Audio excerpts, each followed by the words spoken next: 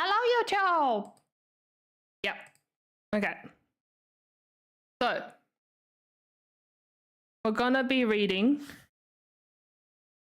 Anne of Green Gables today. We're up to chapter 3. Let's try to do chapters 3 to 5. Okay?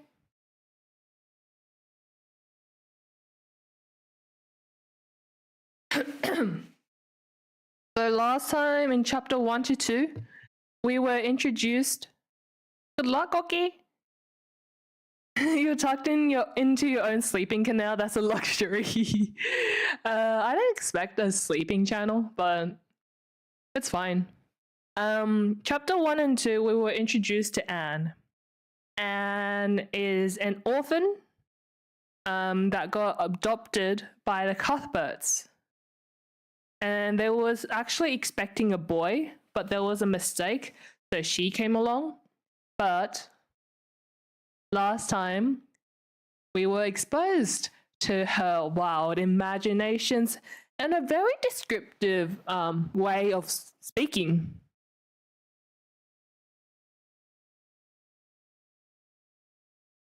But yes, she's funny. We like her here. Okay. Chapter 3. Wait, music.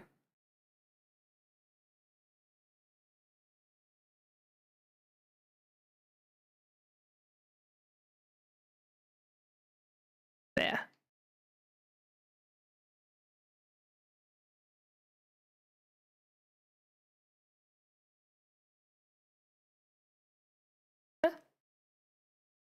There. Chapter 3. Marilla Cuthbert is surprised. Marilla came briskly forward as Matthew opened the door. But when her eyes fell on the odd little figure in the stiff, ugly dress with the long braids of red hair and the eager, luminous eyes, she stopped short in amazement. Matthew Cuthbert, who's that? She ejaculated. Where is the boy? There isn't any boy. There wasn't any boy, said Matthew wretchedly. There was only her. He nodded at the child, remembering that he had never even asked her name. No boy? But there must have been a boy, insisted Marilla. We sent word to Mrs. Spencer to bring a boy. Well, she didn't. She brought her. I asked the station master, and I had to bring her home. She couldn't be left there, no matter where the mistake had come in. Well, this is a pretty piece of business, ejaculated Marilla.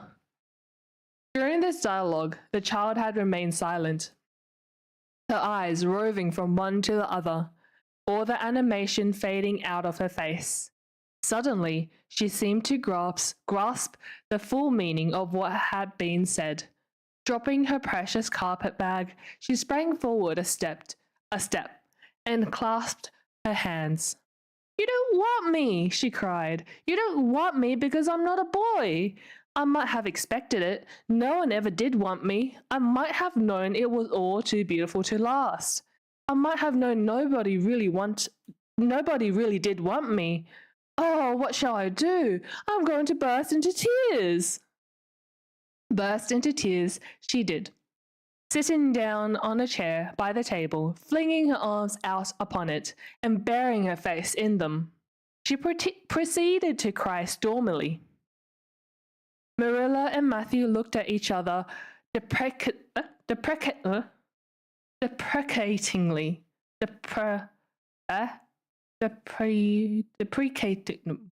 How do you pronounce that? Hang on. Pronounce. Deprecating. Oh, deprecating.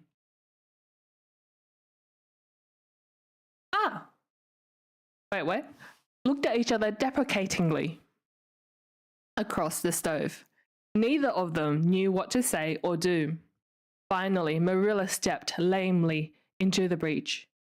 Well, there's no need to cry so about it. Yes, there is need. The child raised her head quickly, revealing a tear-stained face and trembling lips. You would cry too if you were an orphan and had come to a place you thought was going to be home and found that they didn't want you because you weren't a boy. Oh, this is the most tragical thing that ever happened to me. Something like a reluctant smile, rather rusty from the long disuse, mellowed Marilla's grim expression. Well, don't cry anymore. We're not going to turn you out of doors tonight. You'll have to stay here until we investigate this affair. What's your name? The child hesitated for a moment. Will you please call me Cordelia? She said eagerly. Call you Cordelia? Is that your name? No, it's not exactly my name, but I would love to be called Cordelia. It's such a perfectly elegant name. I don't know what on earth you mean. If Cordelia isn't your name, what is? Anne Shirley reluctantly faltered forth the owner of that name. But oh, please do call me Cordelia. It can't matter much to you what you call me. It can't matter much to you what you call me if I'm only going to be here a little while, can it? And Anne is such an unromantic name. Unromantic fiddlesticks, said the unsympathetic Marilla. Anne is a real good, plain, sensible name. You've no need to be ashamed of it. Oh, I'm not ashamed of it, explained Anne. Only I like Cordelia better. I've always imagined that my name was Cordelia, at least. I always have of late years. Cordelia's fiddlesticks! Cordelia is definitely more impactful and fills your mouth as you say Cordelia. League. League!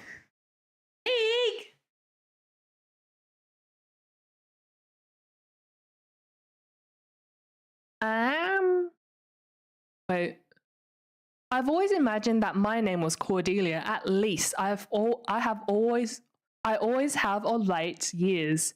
When I was young, I used to imagine it was Geraldine, but I like Cordelia better now. But if you call me Anne, please call me Anne spelled with an E. What difference does it make how it's spelled? Asked Marilla with another rusty smile as she picked up the teapot. Oh, it makes such a difference. It looks so much nicer when you hear a name pronounced. Can't you always see it in your mind just as if it was printed out? I can, and ANN looks dreadful, but ANNE looks so much more distinguished. If you only call me Anne spelled with an E, I shall try to reconcile myself to not being called Cordelia. Very well then, Anne spelled with an E. Can you tell us how this mistake came to be made? We sent word to Mrs. Spencer to bring us a boy. Were there no boys at the asylum? Oh yes, there was an abundance of them, but Mrs. Spencer said distinctly that you wanted a girl about 11 years old, and the matron said she thought I would do. You don't know how delighted I was. I couldn't sleep all last night for joy. Oh, she added reproachfully, turning to Matthew. Why didn't you tell me at the station that you didn't want me and leave me there? If I hadn't seen the white way of delight and the lake of shining waters, it wouldn't be so hard. What on earth does she mean? Demanded Marilla, staring at Matthew. She's just referring to some conversation we had on the road, said Matthew hastily. I'm going out to put the mare in, Marilla. Have tea ready when I come back. Did Mrs. Spencer bring anybody over besides you? Continued Marilla when Matthew had gone out. She brought Lily Jones for herself. Lily is only 5 years old, and she is very beautiful and had nut brown hair. If I was very beautiful and had nut brown hair, would you keep me? No. We want a boy to help Matthew on the farm. A girl would be of no use to us. Take off your hat. I'll lay it and your bag on the hall table. Anne took off her hat meekly. Matthew came back presently, and they sat down to supper. But Anne could not eat. In vain she nibbled at the bread and butter and pecked at the crabapple preserve out of the little scalloped glass dish by her plate. She did not really make any headway at all. "You're not eating anything," said Marilla sharply, eyeing her as if it were a serious shortcoming. Anne sighed. "I can't. I'm in the depths of despair. Can you eat when you are in the depths of despair?" "I've never been in the depths of despair, so I can't say," responded Marilla. "Weren't you? Well, did you ever try to imagine you were in the depths of despair?" "No, I didn't." "Then I don't think you can understand what it's like. It's a very uncomfortable feeling indeed. When you try to eat, a lump comes right up in your throat and you can't swallow anything, not even if it was a chocolate caramel. I had one chocolate caramel once 2 years ago, and it was simply delicious. I've often dreamed since then that I had a lot of chocolate caramels, but I always wake up just when I'm going to eat them. I do hope you won't be offended because I can't eat. Everything is extremely nice, but still I cannot eat." "I guess she's tired," said Matthew, who hadn't spoken since his return from the barn. "Best put her to bed, Marilla." Marilla had been wondering where Anne should be put to bed. She had prepared a couch in the kitchen chamber for the desired and expected boy, but although it was neat and clean, it did not seem quite the thing to put a girl there somehow. But the spare room was out of the question for such a stray waif, so there remained only the east gable room. Marilla lighted a candle and told Anne to follow her, which Anne spiritlessly did, taking her hat and carpet bag from the hall table as she passed. The hall was fearsomely clean. The little gable chamber in which she presently found herself seemed still cleaner. Marilla set the candle on a three-legged, three-cornered table and turned down the bedclothes. "I suppose you have a nightgown?" she questioned. Anne nodded. "Yes, I have two. The matron of the asylum made them for me. They're fearfully skimpy. There is never enough to go around in an asylum, so things are always skimpy, at least in a poor asylum like ours. I hate skimpy night dresses, but one can dream just as well in them as in lovely trailing ones with frills around the neck. That's one consolation." "Well, undress as quick as you can and go to bed. I'll come back in a few minutes for the candle. I daren't trust you to put it out yourself. You'd likely set the place on fire."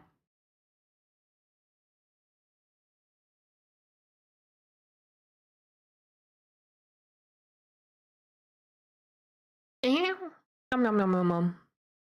When Marilla had gone, Anne looked around her wistfully. The whitewashed walls were so painfully bare and staring that she thought they must ache over their own bareness. The floor was bare too, except for a round braided mat in the middle, such as Anne had never seen before. In one corner was a bed, a high, old-fashioned one, with four dark, low-toned posts. In the other corner was an aforesaid three-cornered table, adorned with a fat red velvet pincushion hard enough to turn the point of the most adventurous pin. Above it hung a little 6x8 mirror. Midway between table and bed was a window with an icy white muslin frill over it, and opposite it was a washstand. The whole apartment was of a rigidity not to be described in words, but which sent a shiver to the very marrow of Anne's bones. With a sob, she hastily discarded her garments, put on the skimpy nightgown, and sprang into bed, where she burrowed her face downward into the pillow and pulled the clothes over her head. When Marilla came up for the light, various skimpy articles of raiment, When Marilla came up for the light, various skimpy articles of raiment scattered most untidily over the floor, and a certain tempestuous appearance of the bed were the only indications of any presence save her own. She deliberately picked up Anne's clothes, placed them neatly on a prim yellow chair, and then, taking up the candle, went over to the bed. "Good night," she said a little awkwardly, but not unkindly. Anne's white face and big eyes appeared over the bedclothes with a startling suddenness. "How can you call it a good night when you know it must be the very worst night I've ever had?" she said reproachfully. Then she dived down into invisibility again. Marilla went slowly to the kitchen and proceeded to wash the supper dishes. Matthew was smoking, a sure sign of perturbation of mind. He seldom smoked, for Marilla set her face against it as a filthy habit. But at certain times and seasons he felt driven to it, and then Marilla winked at the practice, realizing a mere man must have some vent for his emotions. "Well, this is a pretty kettle of fish," she said wrathfully. "This is what comes of sending word instead of going ourselves. Richard Spencer's folks have twisted that message somehow. One of us will have to drive over and see Mrs. Spencer tomorrow, that's certain. This girl will have to be sent back to the asylum." "Yes, I suppose so," said Matthew reluctantly. "You suppose so? Don't you know it?" "Well, now, she's a real nice little thing, Marilla. It's kind of a pity to send her back when she's so set on staying here." "Matthew Cuthbert, you don't mean to say you think we ought to keep her?" Marilla's astonishment could not have been greater if Matthew had expressed a predilection for standing on his head. "Well, now, no, I suppose not. Not exactly," stammered Matthew, uncomfortably driven into a corner for his precise meaning. "I suppose we could hardly be expected to keep her." "I should say not. What good would she be to us?" "We might be some good to her," said Matthew suddenly and unexpectedly. "Matthew Cuthbert, I believe that child has bewitched you. I can see as plain that you want to keep her." "Well, now, she's a real interesting little thing," persisted Matthew. "You should have heard her talk coming from the station." "Oh, she can talk fast enough. I saw that at once. It's nothing in her favor either. I don't like children who have so much to say. I don't want an orphan girl, and if I did, she isn't the style I'd pick out. There's something I don't understand about her. No, she's got to be dispatched straightway back to where she came from." "I could hire a French boy to help me," said Matthew, "and she'd be company for you." "I'm not suffering for company," said Marilla shortly, "and I'm not going to keep her." "Well, no, it's just as you say, of course, Marilla," said Matthew, rising and putting his pipe away. "I'm going to bed."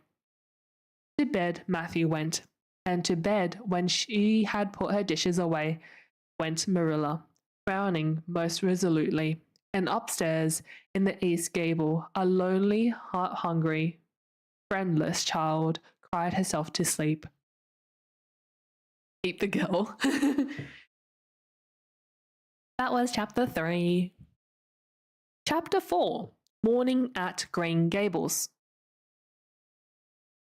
It was broad daylight when Anne awoke and sat up in bed, staring confusedly at the window through which a flood of cheery sunshine was pouring, and outside of which something white and feathery waved across glimpses of blue sky.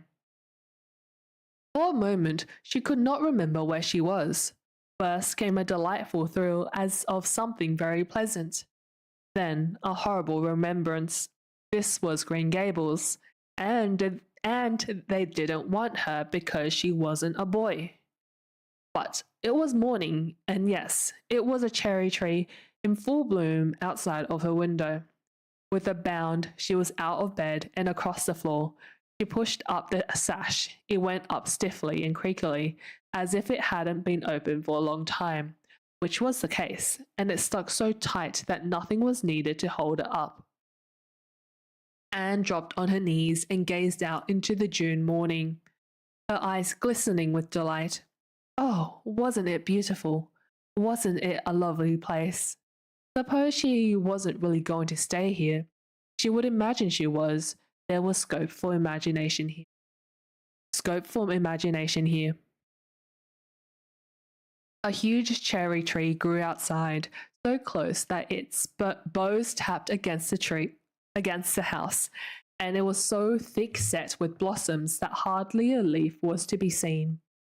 On both sides of the house was a big orchard, one of apple trees and one of cherry trees, also showered over with blossoms, and the grass was all sprinkled with dandelions. In the garden below were lilac trees, purple with flowers, and their dizzily sweet fragrance drifted up to the window in the morning wind. On the morning wind.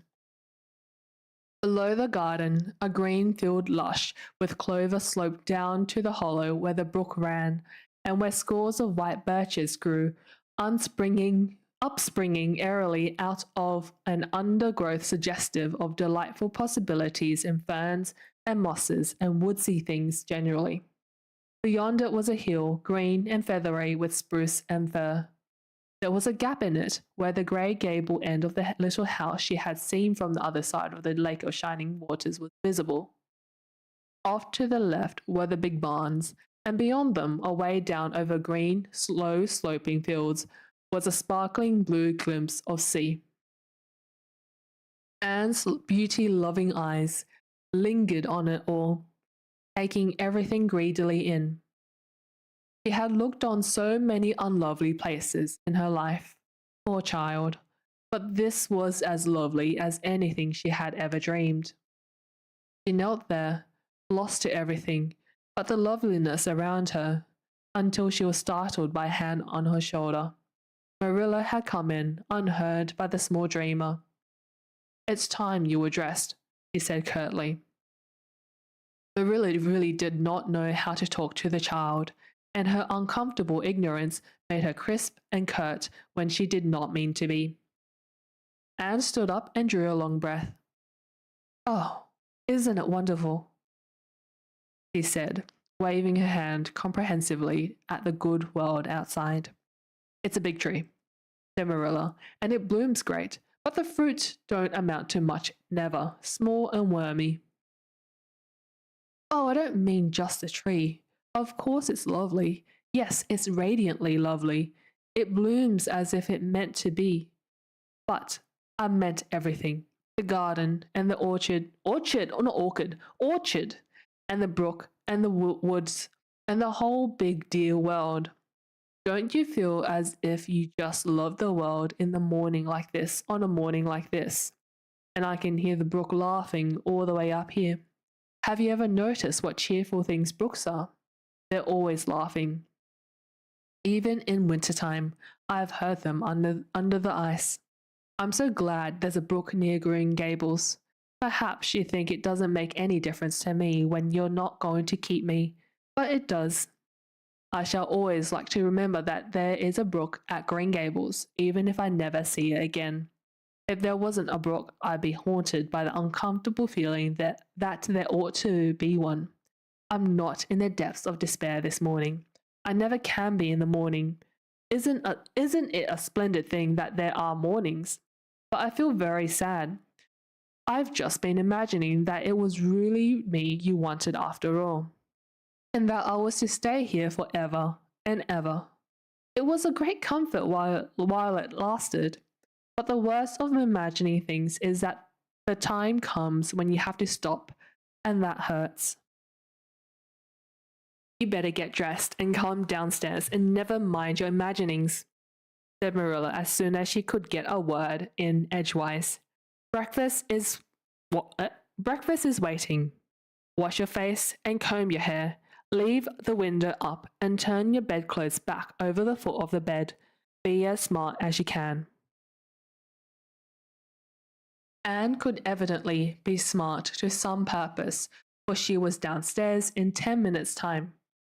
But, with her clothes neatly on, her hair brushed and braided, her face washed, and a comfortable consciousness pervading her soul that she had fulfilled all Marilla's requirements. As a matter of fact, however, she had forgotten to turn back the bedclothes. I'm pretty hungry this morning, she announced as she slipped into the chair Marilla placed for her. The world doesn't seem such a howling wilderness as it did last night. I'm so glad it's a sunshiny morning. But I like rainy mornings real well too. All sorts of mornings are interesting, don't you think? You don't know what's going to happen through the day, and there's so much scope for imagination. But I'm glad it's not raining today, because it's easier to be cheerful and bear up under affliction on a sunshiny day. I feel that I have a good deal to bear up under. It's all very well to read about sorrows and imagine yourself living through them heroically, but it's not so nice when you really have to come to them, is it? Oh, for pity's sake, hold your tongue, said Marilla. You talk entirely too much for a little girl. Thereupon, Anne held her tongue so obediently and thoroughly that that her continued silence made Marilla rather nervous, as if in the presence of something not exactly natural. Matthew also held his tongue, but this was natural, so that the meal was a very silent one. As it progressed, Anne became more and more abstracted, eating mechanically, with her big eyes fixed unswervingly and unseeingly on the sky outside the window. Thanks for the follow, Vadastrix. This made Marilla more nervous than ever. She had an uncomfortable feeling that while this odd child's body might be there at the table, her spirit was far away in some remote airy cloudland, borne aloft on the wings of imagination. Who would want such a child about the place? Sleeping will go crazy right now. Go to sleep. Go to sleep.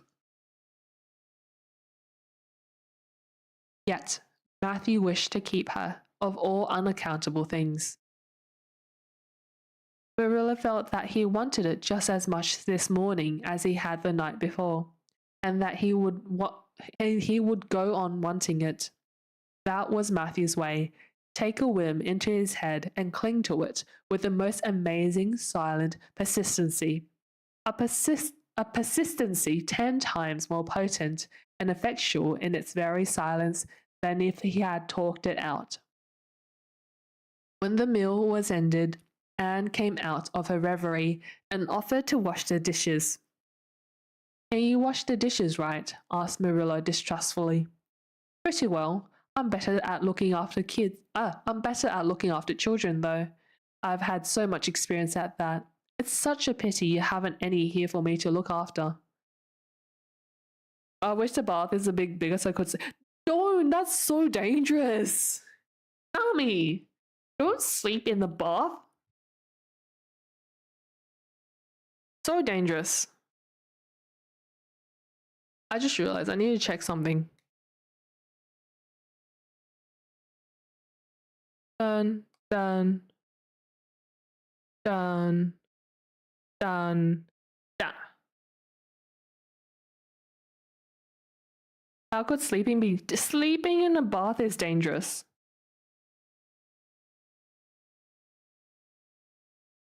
That's why it's dangerous to drink in the bath. Because you can just sleep, and then what happens if you just accidentally drown yourself?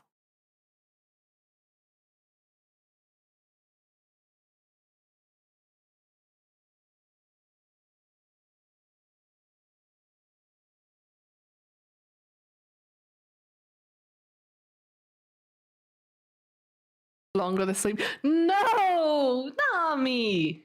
What the hell, man? Go to sleep. What the hell, man?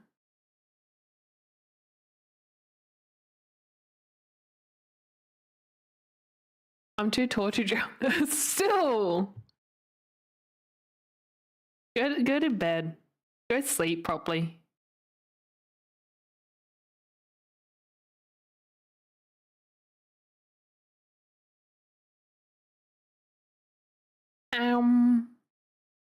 Where am I up to? Oh, I don't feel as if I wanted any more children to look after than I've got at present. You're the problem. Enough in all conscience.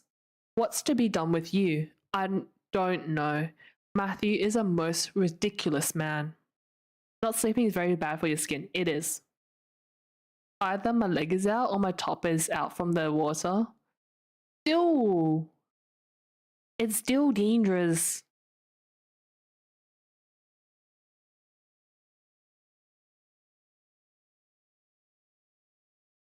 I think he's lovely, said Anne reproachfully. He is so very sympathetic. He didn't mind how much I talked. He seemed to like it. I felt that he was a kindred spirit as soon as I ever saw him. Hello, Jamin. Hello. How are you?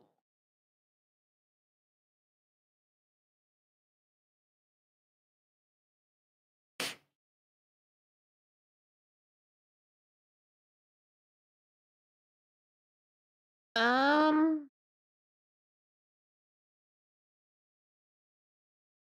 you're both queer enough, if that's what you mean by kindred spirits, said Marilla with a sniff.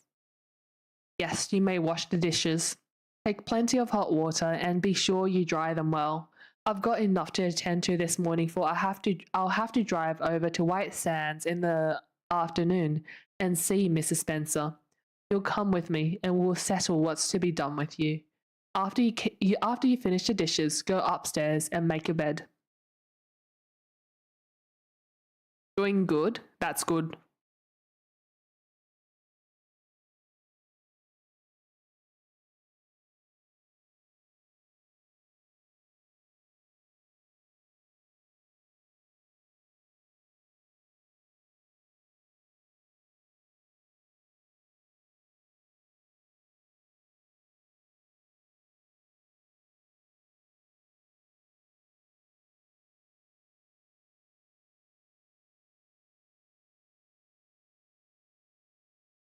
We're all a little bit pessimistic here.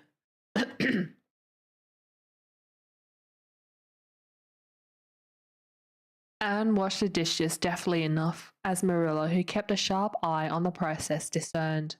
Later on, she made her bed less successfully, for she had never learned the art of wrestling with a feather tick. But it was done somehow and smoothed down, and then Marilla, to get rid of her, told her she might go out of doors and amuse herself until dinner time. Anne flew to the door, face alight and eyes glowing. On the very threshold, she stopped short, wheeled about, came back, and sat down by the table, light and glow as effectually blotted out as if someone had clapped an extinguisher on her. What's the matter now? Demanded Marilla. I don't dare go out, said Anne in the tone of a martyr relinquishing all earthly joys. If I can't stay here, there's no use in my loving Green Gables. And if I go out there and get acquainted with all those trees and flowers and the orchard and the brook, I'll not be able to help loving it. It's hard enough now, so I won't make it any harder. I want to go out so much. Everything seems to be calling to me. Anne, come out to us.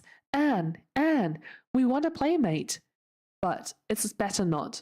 There's no use in loving things if you have to be torn from them, is there? And it's so hard to keep from loving things, isn't it? That was why I was so glad when I thought I was going to live here. I thought I'd have so many things to love and nothing to hinder me.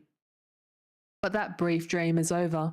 I am resigned to my fate now, so I don't think I'll go out for fear I'll get unresigned again. What is the name of that geranium on the windowsill, please? Sometimes you want a meteorite to destroy everything around you, yes? Yes. Oh, that's an apple-scented geranium. Oh, I don't mean that sort of a name. I mean just a name you gave it yourself. Didn't you give it a name? May I give it one then? May I call it, let's see. Bonnie would do.